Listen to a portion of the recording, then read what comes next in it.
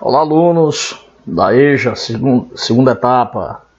Pessoal, eu coloquei um material para vocês aí, para vocês estudarem e responder as questões, né? Então, dentro do conteúdo que nós temos que estudar para responder a atividade, é a Semana da Arte Moderna, né? A Semana da Arte Moderna que inaugura o modernismo, né? O movimento modernista aqui no Brasil, tá certo? Então, quando nós estudamos, primeiro nós tivemos o pré-modernismo, né? O pré-modernismo que não se caracterizava como uma escola literária, mas um momento de transição, né? A mudança de uma escola literária para outra, né? Durou algum tempo. Pois bem, e hoje nós vamos estudar a Semana da Arte Moderna. Eu quero que vocês acompanhem aí na apostilazinha que eu passei para vocês, né? Então nós começamos aqui dizendo que a Semana da Arte Moderna foi uma manifestação artística cultural que ocorreu no Teatro Municipal em São Paulo. A Semana da Arte Moderna ela aconteceu em São Paulo, no Teatro Municipal, né? Entre os dias 11 a 18 de fevereiro de 1922.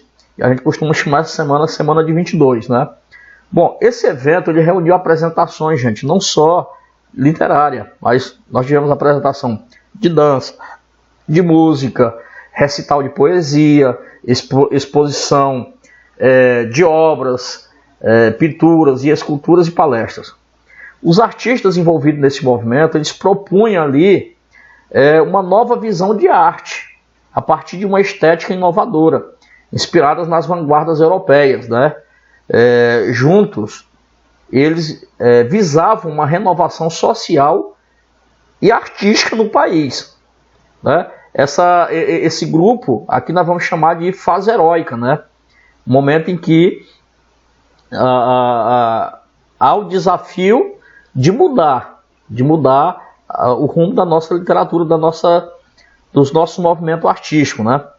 Bom, então eles visavam essa renovação social e artística do país, e que foi deflagrada pela chamada Semana de 22. O evento em si, ele chocou grande parte da população e trouxe à tona uma nova visão sobre os processos artísticos, bem como a apresentação de uma arte mais brasileira. O que eles queriam? Eles queriam libertar a arte e a literatura do vínculo com a arte e a literatura europeia, né? Esse era o objetivo. Então, houve um rompimento ali com a arte acadêmica, inaugurando assim uma revolução estética e o movimento modernista no Brasil, né? E um dos percussores, um dos principais artistas ali foi Mário de Andrade, um dos articuladores, né? O Mário de Andrade, ele foi uma das figuras centrais do movimento, ou seja, o principal articulador da Semana da Arte Moderna. Mas junto com ele nós tínhamos também o Oswald de Andrade, né? E o artista Di Cavalcanti. Então, esses três homens foram quem organizaram a Semana da Arte Moderna. Eu tenho uma imagem aqui da figura do panfleto, né? O catálogo da Semana da Arte Moderna. Quais as características da Semana da Arte Moderna? Aí nós temos a ausência do formalismo, tá? As obras não tinham tanto formalismo, a ruptura com o academicismo e o tradicionalismo. Esse movimento trazia uma crítica ao modelo parnasiano, né? Como eu falei antes para vocês, o movimento ele foi criado com bases nos movimentos das vanguardas europeias, né? Que eram o futurismo, o cubismo, o dadaísmo, o surrealismo e o expressionismo. Outra característica importante e marcante desse período foi a valorização da identidade e cultura brasileira. A fusão das influências externas aos elementos brasileiros, experimentações estéticas, liberdade de expressão, aproximação da linguagem oral com a utilização da linguagem coloquial e vulgar. As temáticas nacionalistas e cotidianas eram uma outra característica pertinente, uma outra característica bem forte desse movimento, né? E aí nós vamos para o contexto histórico. O que que estava acontecendo ali no país no momento da semana de 22? Primeiro, nós, no cenário da independência do país, né, o centenário, na verdade, o Brasil ficou independente em 1822. Então, em 1922, né, 100 anos depois, foi criado um movimento. Esse movimento da semana ele não foi criado aleatório. Foi criado exatamente no momento em que o Brasil fazia 100 anos de independência. E aí surge o movimento modernista, né? Semana da Arte Moderna. Então o Brasil ele passava por diversas modificações sociais, políticas e econômicas, né? Que transformações, modificações eram essas? O advento da indústria, o fim da Primeira Guerra Mundial, né? Dentre outros acontecimentos, né? Surge aí a necessidade de recorrer a uma nova estética. E aí nasce a Semana da Arte Moderna. O pré-modernismo ele foi uma preparação para o modernismo, né? Então, ela esteve composta por artistas e escritores. A Semana da Arte Moderna, esse movimento aí, ela foi composta por artistas, escritores, músicos, pintores que buscavam inovações estéticas, ou seja, um novo modelo de arte.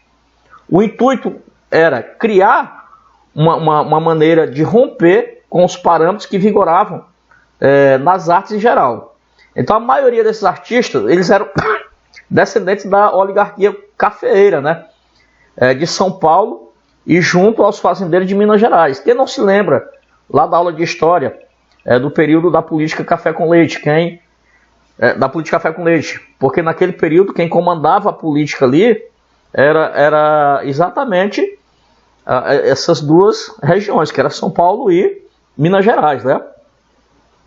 Esse fator ele foi determinante para a realização do evento, uma vez que respaldado pelo governo de Washington Luiz, né?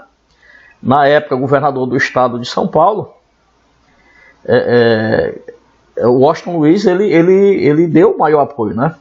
Então, além desse apoio do Washington Luiz, a maioria dos artistas quais possuíam possibilidades financeiras, possibilidade financeira para viajar, né? E estudar na Europa. Então, a maioria desses artistas que vieram para a Semana da Arte Moderna, eles estudavam na Europa, né? Tinham dinheiro, tinham condição financeira. Então, eles trouxeram para o país diversos modelos artísticos, assim, unidos à arte brasileira, se formando um movimento modernista brasileiro. Então, com isso, São Paulo demonstrava, né, em confronto com o Rio de Janeiro, novos horizontes e uma figura de protagonismo na cena cultural brasileira. Ou seja, quem iniciou todo o movimento foi São Paulo, né? O que de Cavalcante fala a respeito, né? Ele diz que a Semana da Arte Moderna seria uma semana de escândalos literários. Olha o que o de Cavalcante fala, que seria uma semana de escândalos literários, artísticos, de meter os estribos na barriga da burguesia paulista, né? Então foi assim durante 3 dias. Na verdade não foi uma semana, foram 3 dias, né? 13, 15 e 17 de fevereiro. Essas manifestações artísticas, gente, artística, política e cultural, reuniu jovens artistas irreverentes e contestadores, né? Então entra aí a questão da rebeldia da juventude, né? O evento ele foi inaugurado pela palestra do escritor Graça Aranha. Quem faz a abertura da Semana da Arte Moderna é o escritor Graça Aranha, que fala sobre a emoção estética da arte moderna. E aí, depois da palestra, segue-se apresentações musicais e exposições artísticas. O evento ele estava cheio e foi uma noite relativamente tranquila. Já no segundo dia da Semana da Arte Moderna, houve uma apresentação musical, palestra do escritor e artista plástico Menotti della Picchia e a leitura dos poemas Os Sapos, do poeta, né, Manuel Bandeira. O Ronald de Carvalho, posteriormente, fez uma leitura pois o Manuel Bandeira encontrava-se em uma crise de tuberculose. Tá? Nesse poema, a crítica à poesia parnasiana ela é muito severa, o que causou a indignação do público. Muitas vaias, sons de latidos, relinchos, né? Por fim, o terceiro dia, o teatro estava mais vazio, houve uma apresentação musical com a mistura de instrumentos exibida pelo carioca Villa-Lobos, né? Heitor Villa-Lobos, quem nunca ouviu falar